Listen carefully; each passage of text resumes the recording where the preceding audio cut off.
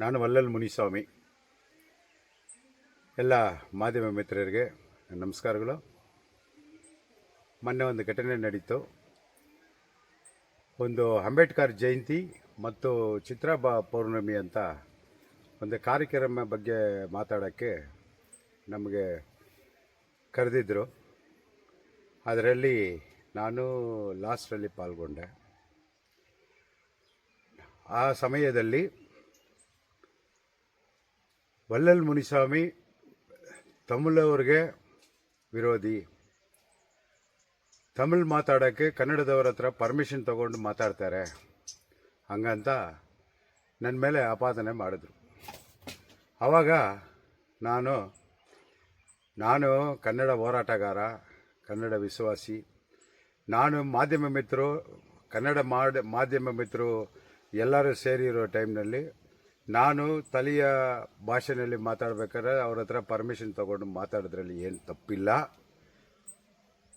ಹಂಗಂತ ಮಾತಾಡಿ, ಮತ್ತೆ ಇಲ್ಲಿ ಕನ್ನಡಕ್ಕೆ ವಿರೋಧ ಮಾಡ್ತಾ ಇದ್ದಾರೆ ಹಂಗೆ ಹಿಂಗೆ ಅಂತ ಹೇಳಿದ್ರು. ಕನ್ನಡಕ್ಕೆ ಯಾರೂ ವಿರೋಧ ಮಾಡ್ತಾ ಇಲ್ಲ.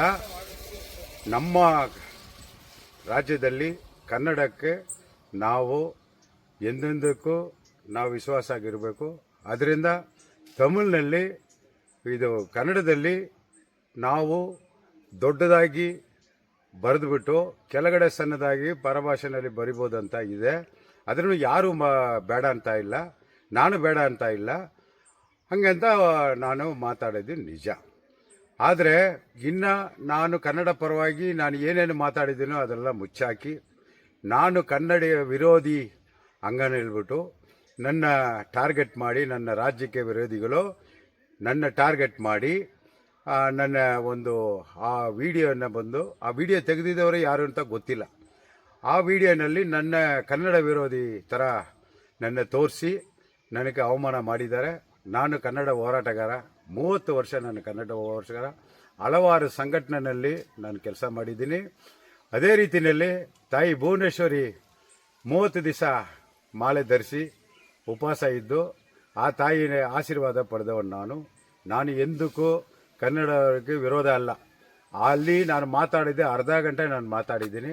ಆದರೆ ಇಲ್ಲಿ 2 ನಿಮಿಷ 3 ನಿಮಿಷ ವಿಡಿಯೋನಲ್ಲಿ ನನಗೆ ಕೆಟ್ಟ ಹೆಸರು ಬರಬೇಕು, ಅಪಕೀರ್ತಿ ಮಾಡಬೇಕು ಹಂಗಂತ ನನಗೆ ಮಾಡಿದ್ದಾರೆ. ಇದು ಅಪ್ಪಟ ಸುಳ್ಳು.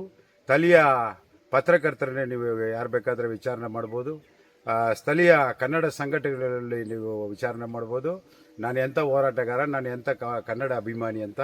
ನಾನು ಯಾವುದೇ ಒಂದು ಪ್ರೆಸ್ ಮೀಟ್ ಕೊಟ್ರೂ ಕನ್ನಡದಲ್ಲಿ ಫಸ್ಟ್ ಕೊಡ್ತೀನಿ. ಅಂಥ ವ್ಯಕ್ತಿನೇ ಇವತ್ತು ರಾಜ್ಯಕ್ಕೆ ವೇಷ ಇಟ್ಕೊಂಡು ನನ್ನ ಟಾರ್ಗೆಟ್ ಮಾಡಿ ಇದು ಬಿಟ್ಟಿದ್ದಾರೆ. ನಾನು ಎಂದಕ್ಕೂ ಕನ್ನಡಕ್ಕೆ ವಿರೋಧ ಮಾತಾಡಿಲ್ಲ.